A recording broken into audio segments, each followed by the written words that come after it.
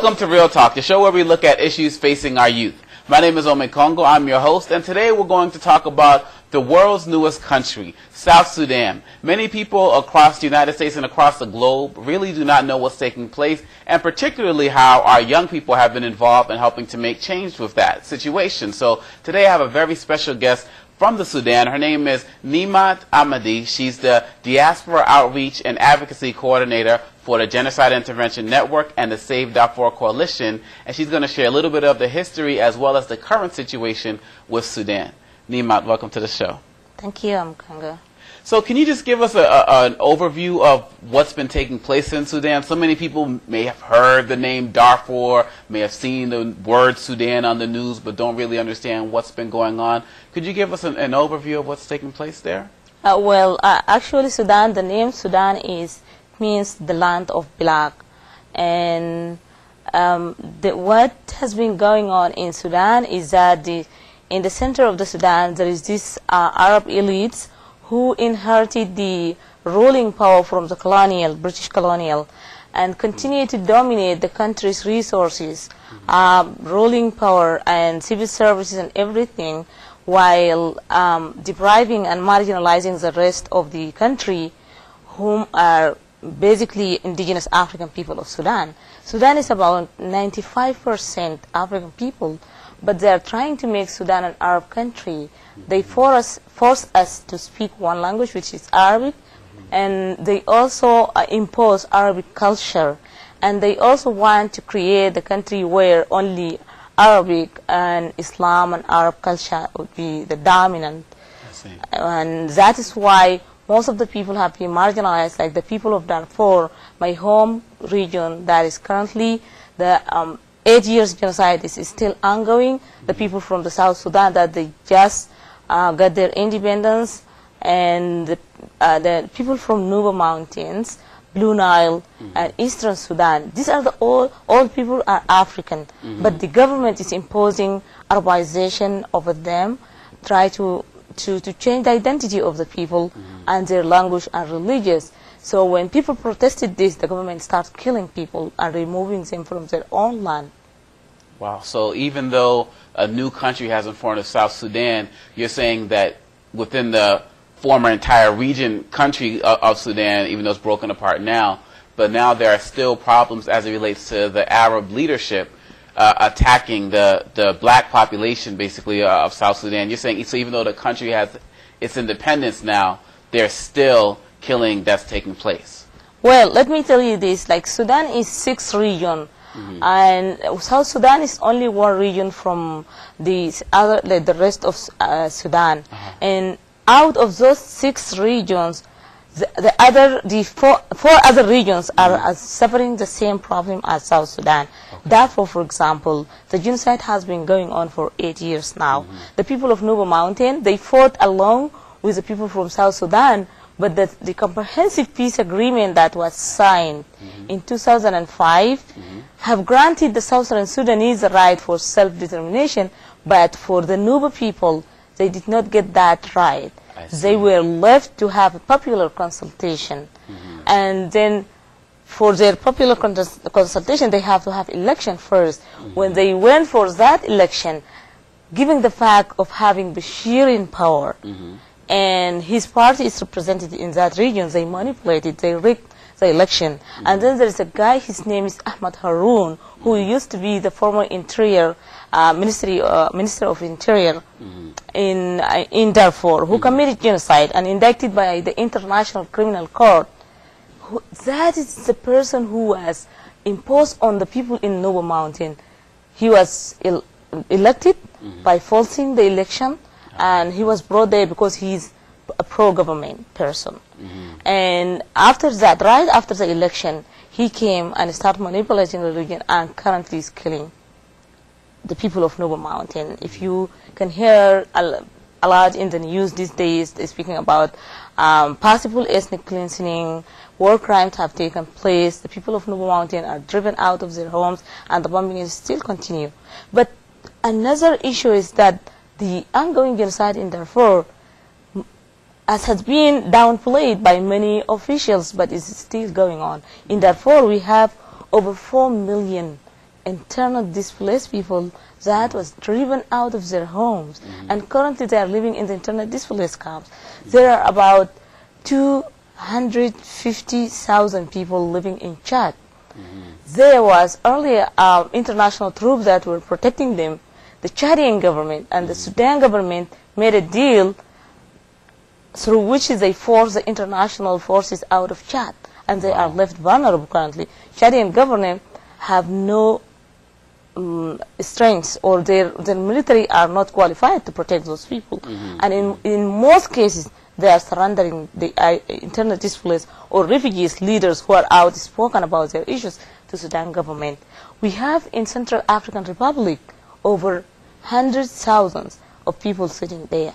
Many other Darfuri who fled Darfur within the Sudan, went to other regions, are still suffering inside Sudan. Even in Khartoum, the government sponsored a tactic that abducting students in universities and colleges, arresting journalists, human rights defenders, lawyers from Darfur, and raping women inside Darfur. If you have heard about the recent protest that was galvanized by the uprising in Egypt, the young people start protesting the ruling of Bashir and calling for the ICC to come and arrest al-Bashir.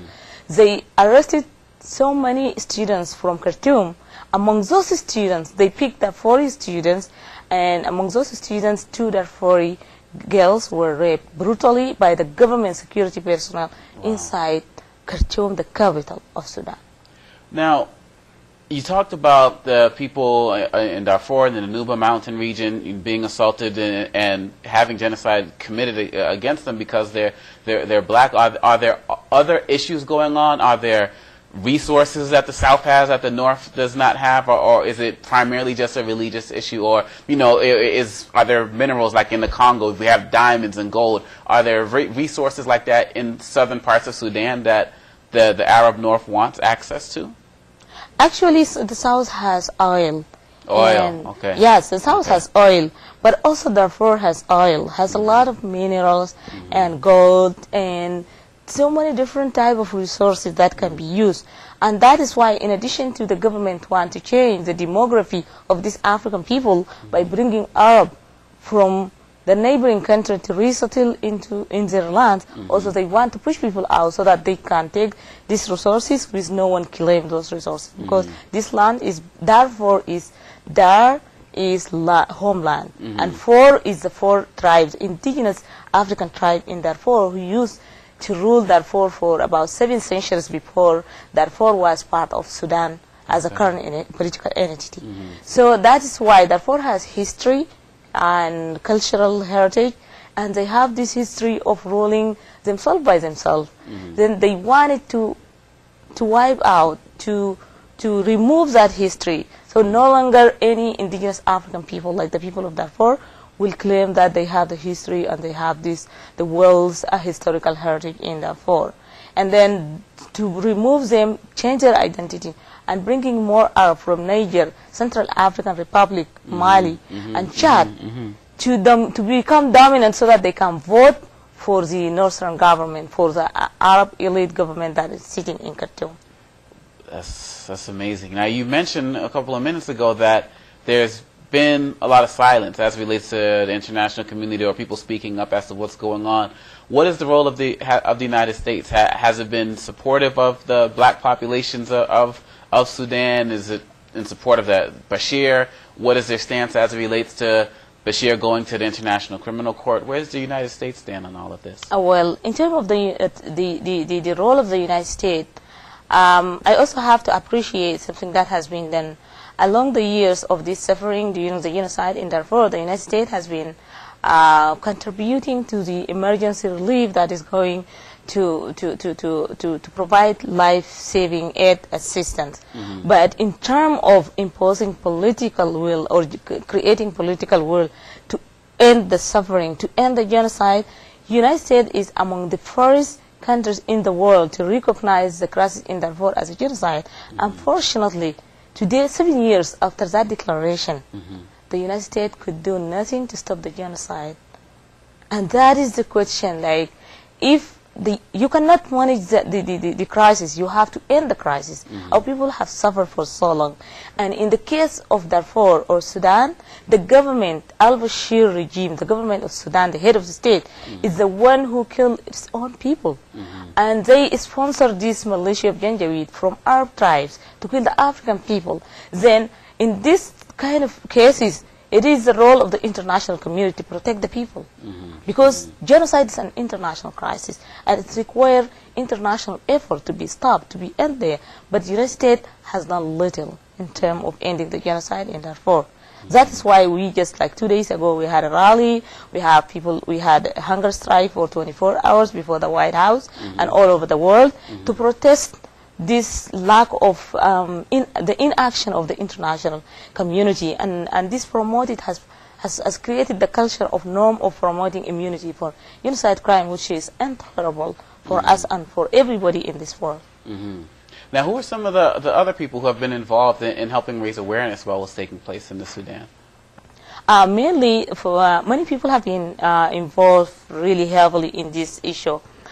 First, diaspora, Darfuri diaspora themselves, they start with spreading the word, sharing pictures, bringing videos and testimonies and stories from the people who have been directly affected by the crisis. And some of the refugees, like myself, and other people who fled the genocide came here, start telling people their stories.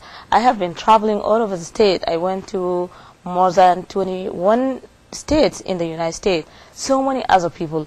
And then American activists joined us, human rights activists and advocates, and the entire advocacy movement here in Washington, D.C.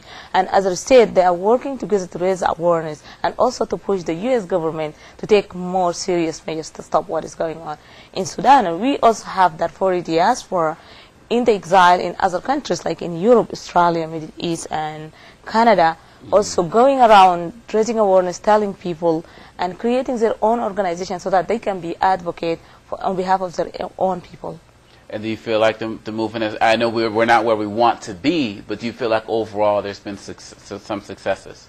Yeah, I think so. I think we are so ambitious to see the crisis end, but I also appreciate that we are very connected and the movement has been built actually.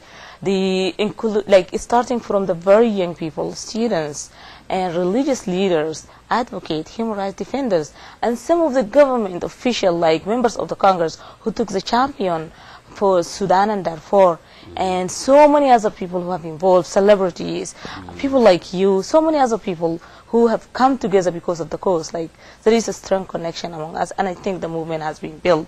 And the good thing that I believe on the power of the people. As long as people came together, we'll definitely continue to do the work, and it still needs more effort, but we are heading there. Okay, well, you've given us a great overview of what's going on in Sudan. And when we come back from the break, I definitely want to talk particularly about the young people here and there and why they should care. We'll be right back with more Real Talk. My name's Reggie. Just recently, my wife and I took in her sister's children. And we already had 4, so I went from becoming a family man to a man with a bigger family. Now, you can't eat love, so I don't know how I'm going to feed them tonight. How was that, Rich? I think I look more like Denzel. That's cold, man. Play a role in ending hunger. Visit feedingamerica.org/hunger and find your local food bank. Welcome back to Real Talk, the show where we look at issues facing our youth. My name is Ome Congo, and we're talking with Niemat Ahmadi of the Genocide Intervention Network and the Save Darfur Coalition. Now, the purpose of this show is to really look at what youth are doing, issues that they confront on a daily basis, and whether they're being active or not in things that affect their lives. What have you seen on the part of youth in Sudan, as well as youth in America, about this particular issue? Well, talking about youth, actually, in our case, it's really incredible. The work that have been done by youth since the start of the crisis. Most of the people who are in school, some people who lost their school was destroyed.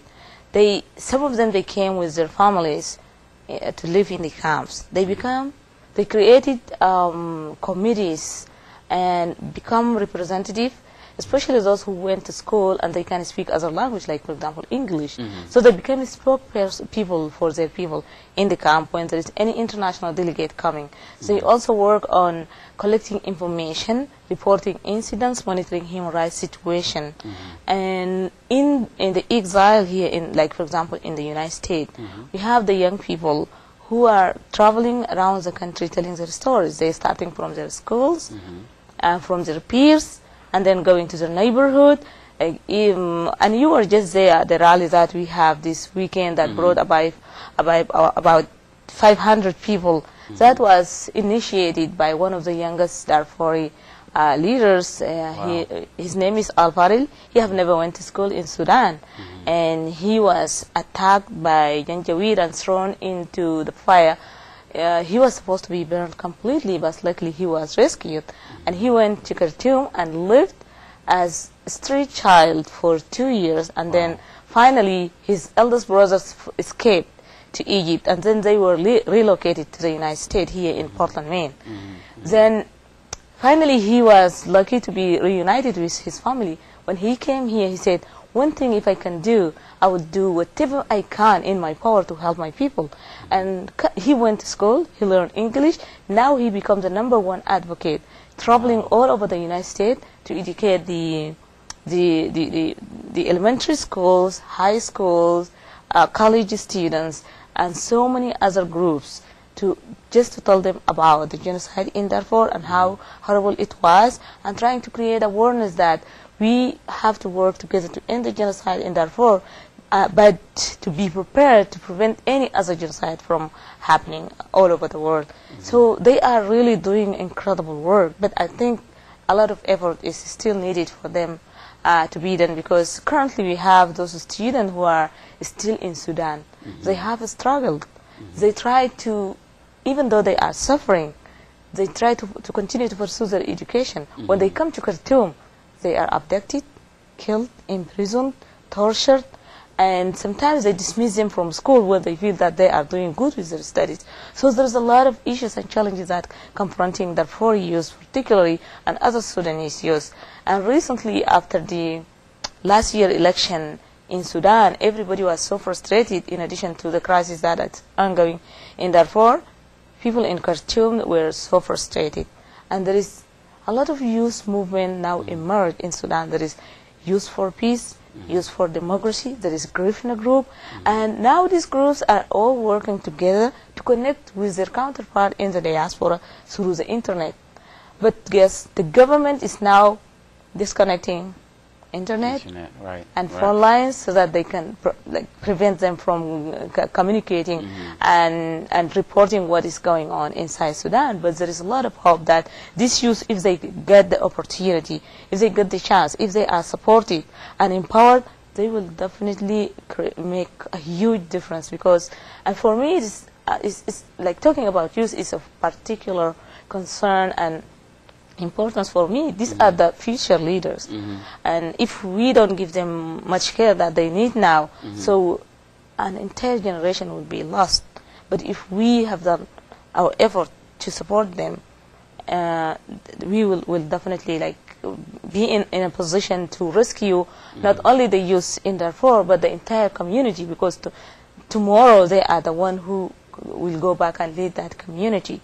But there is an issue within this, so many intervention. I'm very appreciative that NGOs are going in to help people. They are providing shelter, food, water, medicine, but they don't have any program for youth. For example, like people can go to elementary school, but there is no high school in refugees camp in Chad, for example. Let me ask you, when you talk about these issues and you're describing the problems that the youth are having and the incredible resiliency of the youth, like some of the people you mentioned, why should a young person sitting right now in Silver Spring, in Rockville, in Gaithersburg, right now watching this show, why should they care about what you're talking about right now? I think for them, there is so many reasons for them to care, because they are very lucky to have lived in the United States, where a space of freedom is provided, where there is facilities, where there is service, where there is opportunities that you can go to school, you can take care of, and you can be free to speak. Like even we who have come as immigrants and the young Darfuri people here can go out to the school and speak. I think the youth here in Montgomery County and in the United States in particular, they have a big role to play. And the best thing to do is to educate themselves about the issue and become leaders. Becoming a leader doesn't require going to school where there is leadership will be taught. You can start with your neighborhood, your community. You can provide community service. You can help the youngest people younger than you, and you can help the elders. You can do whatever that can help your community. Like I remember when I was young, I didn't know that genocide will come one day, but I was very young. Wow. As a teacher asked me, what do you want to be? I was very good at my school. I said, no, I don't want to determine one thing. I wanted to be a good citizen that can be helpful and useful to the community. And I didn't know what I mean by that. I was very young, but I put that in my mind. And I tried to work hard.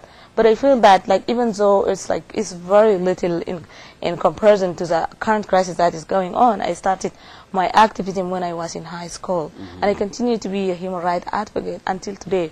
I escaped Darfur, but I become an international voice for my people. So exactly that is the way how the youth here can start learning about their issues, being determined, being resilient, being ambitious of doing something for yourself, not only for yourself, but for your brothers, for your sisters, for someone in need of your help in your neighborhood, and try to be a role model for other people to follow your steps. Now, what have you seen from American youth? Have you seen American organizations that have young people? Have they been involved with the rallies, with the movements, or is this something that's in America is pretty much led by adults? Are American youth engaged in what's happening from what you've seen? Well, this is a very good question. I really am amazed by the effort that have done by youth in this movement, particularly with the Darfur issue. There is this students group, the Student Anti-Genocide Movement. Yes, STAND. STAND. Yes. And there is so many other students group. I have been to so many universities, colleges, high school to speak, but I was amazed by how open-minded they are, how eager they are to learn, and how they are energetic and ready to take action. And currently they have this huge national organization that is bringing them together. And today, by the way, they have a camp where they come for an annual conference where they learn and share and try to promote their leadership and elect their representative and learn new skills so that they can go back to their schools and start recruiting new people to learn about the activism, to learn about leadership, and to learn about other issues around the globe. They divide themselves to focus on different issues. Like, for example, a group can focus on Sudan, and the other group can focus on Burma, on Congo, on Côte d'Ivoire, so many other countries that have problems currently, so that will broaden their scope of knowledge and skills and make them so mindful. I would imagine these youth that are currently working on these issues, if they become in a position or political position or in a leadership position in the United States or anywhere, they will definitely understand exactly what we are saying if there's any crisis happening around the globe, because they are well educated about the issues, and they are well alert, and they are responsible enough to take care about other issues that they have learned about. Absolutely. And what are some of the projects that you all have between Genocide Intervention Network as well as Save Darfur Coalition? I know you also partner with STAND now. What are some of the other, you've just had the successful rally in front of the White House. What are some of the activities that you all have coming up in case there are people watching who may want to get involved? We have actually lots of activities, like from rallies that people can hold to protest and to communicate certain messages. We have also local meetings with local representatives, because when you are in a constituency, when you go speak to your Congress, your senators, they will listen because you are someone who can vote. You are in their constituency, so they resolve your issues. They do care about you, so they go. These students, these young people, they go and speak to them. And also we have online actions that sometimes people need to take. and we have also letter writing campaign, and we have a national conference that is happening every year. Also, youth will come from different parts of the state to participate, to learn about issues, and also to practice their skills and go back to bring this to their communities. And we have education and awareness that is ongoing within universities and colleges. When these people learn about the issues, they are going back and start educating their communities. So we have a lot, and you also can go to our website, savedarfur.org, or Genocide Intervention Network website. You will find a lot of action that someone can take if they want to help. Save.for.org. Yeah, okay, I hope everybody goes to that. Are you optimistic? I am. I'm really optimistic. Even though I have suffered, I have gone through so tough experience, but I am optimistic because as a movement we have come together. There are so many people here in the United States. The young people in particular have given us the confidence that what we are doing, it is useful and it will help, if not today, tomorrow, or sometimes in the future. So I'm optimistic because we are working together with people from all walks of life, people from different colors, ethnic, race, and religious. So that is the kind of connection that we are looking to create, but it's already created. So I'm really optimistic, and I feel one day we will get there. One day we'll get there. Is there any last words that you would say to a young person watching who's looking for a reason to get involved? What would it be? Well, my last message to the young people here in Montgomery County, that you guys in a very good situation, because when you are young, you have so many opportunities to do good things. If you make a plan for yourself, if you set your priorities, if you are determined and you are committed, you will definitely do whatever. I cannot tell you what to do, but you have to choose for yourself, but you have to be prepared, be determined. That you may face lots of obstacles and challenges, but you have to learn and prepare yourself how to turn those challenges into opportunities. And I think if you are determined, opportunities are more than challenges in our life. Well, thank you very much for educating us about what's going on in Darfur, as well as inspiring the youth to get involved as well. Once again, this is Ome Congo with Real Talk. If you have any questions, feel free to email me at realtalk@omecongo.com. Remember, our youth are 50% of our population, but 100% of our future. Let's make sure we're taking care of them. See you next time.